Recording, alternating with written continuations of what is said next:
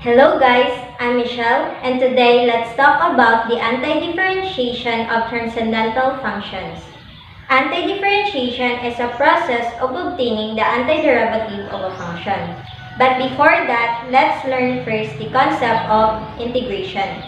We all know that integration is the inverse of differentiation. Integration is a process used to determine lengths, areas, volume of plane or solid, and in analyzing quantities. It is very useful in dealing with irregular shapes where formulas for solving the area or volume do not exist. So let's say we have this curve here, given by a function f of x, and we want to know the area under this curve over this interval from a to b. That means we are looking at this shaded region. We know that there is no formula here because this is not a rectangle or any other kind of polygon that have a constant formula in solving their area. So to determine the area of this, it is segmented into several rectangles. So let's make rectangles here.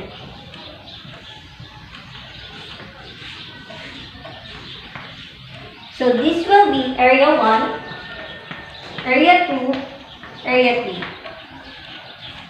We can say that the area of the region will be the total area of all rectangles. So A sub r is equals to A1 plus A2 plus A3, where the total number of all areas is equals to length times width, or f of x times delta x. However, the result is not accurate, but if we put more rectangles and make them narrower, we can have a better result.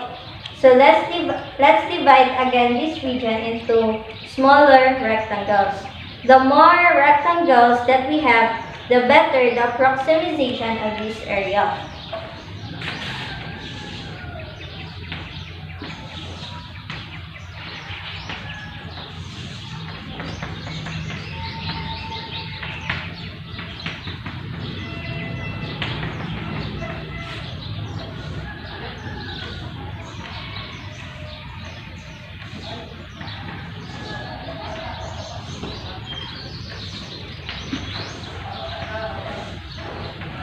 So this will be area 1, area 2, area 3, until the last number of area.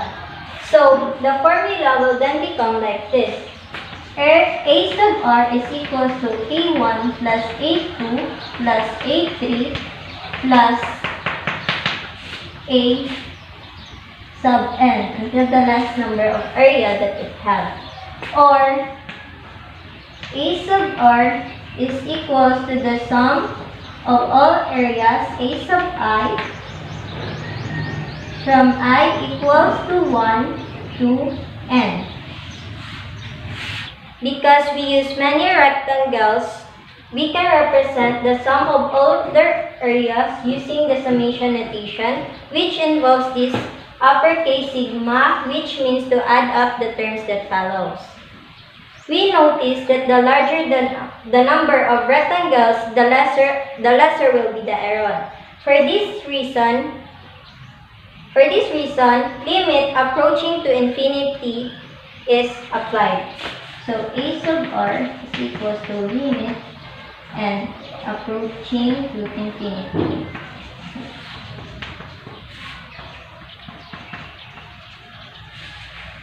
And this formula is equivalent to A sub r is equals to integral of f of x dx from a to b. So that is the concept of integration. So now let's solve some sample problems about antidifferentiation of transcendental functions. In order to answer these problems, you should know and memorize the formulas in integrating or in finding the antiderivative of transcendental functions. So first example, let's find the antiderivative of trigonometric function 6 cos x dx. First, move the constant to the front. So 6 is constant, so let's move 6 to the front. It will become 6 antiderivative of cos x dx. We all know that the antiderivative of cosine x dx is sine x plus c. So the answer will be 6 sine x plus c.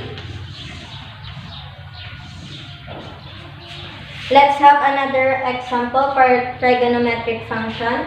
Let's find the antiderivative of sine x over cos squared x dx. First, we write this equation. Separate this cosine squared x will become sine x over cosine x times 1 over cosine x dx. Then, simplify this using trigonometric identities. So, sine x over cosine x will become tangent x, and 1 over cosine x will become secant x dx. Now we have the antiderivative of tangent x secant x dx, which is secant x plus c. So that is the final answer. Now let's find the antiderivative of the exponential function 2 raised to x dx. We have a formula here, which is antiderivative of ax equals to dx equals to a raised to x over ln a plus c. So we can apply this formula in this problem because 2 is constant.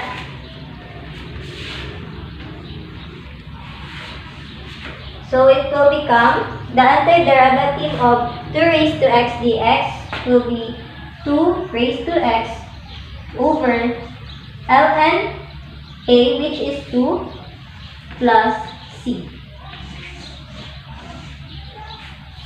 How about the antiderivative of 12x raised to negative 1 dx? So first, move 12 to the front because 12 is constant. So it will become 12 antiderivative of x raised to negative 1 dx. Then, change this x raised to, move down the x so that it will become 1 over x. So 12 antiderivative of 1 over x dx. And now we have the antiderivative of this 1 over x dx, which is ln x plus c. So the answer will be 12 ln x plus c. So that is the final answer. Now let's have an example for finding the antiderivative of hyperbolic functions sinh x plus cos x dx. The antiderivative of sinh x is cos x plus the antiderivative of cos x is sin x plus c. So that is the final answer. Another example, find the antiderivative of 1 over tanh x dx. So first, simplify this using trigonometric identities. 1 over tanh x will become cos x.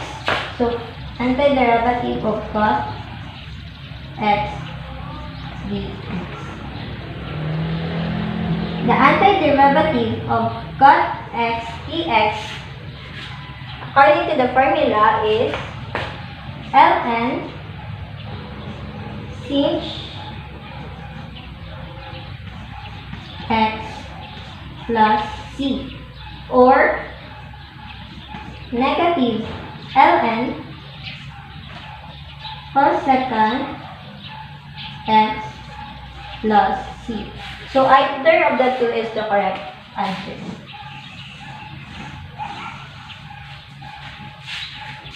So that will be all, the antidifferentiation of transcendental functions.